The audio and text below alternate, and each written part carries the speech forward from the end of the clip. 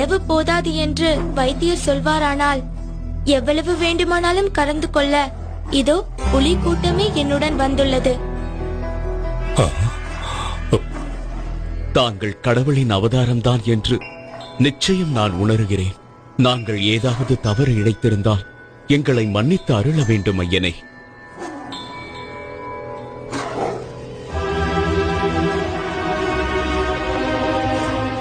மகாராணி, உன்னுடைய தலைவலியை போக்க புலிப்பாலுடன் வந்திருக்கும் நம் மணிகண்டனை பார். தாலாட்டிய தாயன்பிற்கு பாலூட்டிய சேதானிவன்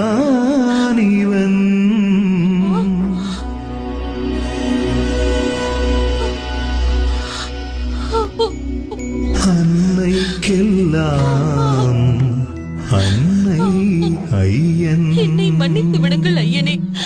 நீங்கள் ஒரு தெய்வ குழந்தை என்ற உண்மையை என் பேராசையால், என் அகம்பாவத்தால் நான் அறிந்து கொள்ளாமல் போனேன். என்னை ரட்சித்து அருள்வாய் மகனே, என்னை ரட்சித்து அருள்வாய். தாயே, தாங்கள் போய் என் காலில் விழலாமா? என்னை பெறாவிட்டாலும் என்னை வளர்த்து ஆளாக்கிய அன்பு தாய் நீங்கள். என் அவதாரத்தின் நோக்கம் நிறைவேற உதவியவர் நீங்கள். இப்படி ஒரு வாய்ப்பிற்காக என்னை 12 வருடங்கள் வளர்த்த உங்கள் அன்பிற்கும் பாசத்திற்கும் என்ன கைமாறு செய்ய போகிறேன்? எனக்கு வாழ்வழித்த தெய்வம் அல்லவா நீங்கள்? சரி ஐயப்பா, உன் அவதார நோக்கம்தான் முடிந்து விட்டதே. இனி எங்களுடனே இருந்து விடேன். இல்லை அம்மா, இந்த அவதாரத்தில் நான் ஆற்ற வேண்டிய கடமை இன்னொன்றும் இருக்கிறது. அது கலியுகத்தில் மக்களை நல்வழிப்படுத்த வேண்டிய முக்கிய கடமை.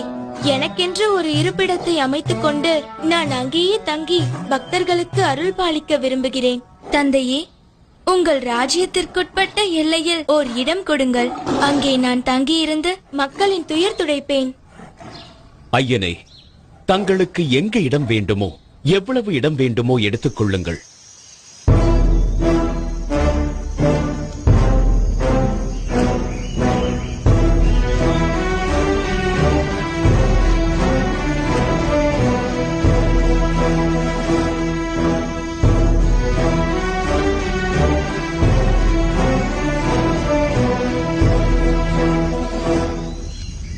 நான் இங்கிருந்து அம்பு எய்கிறேன்.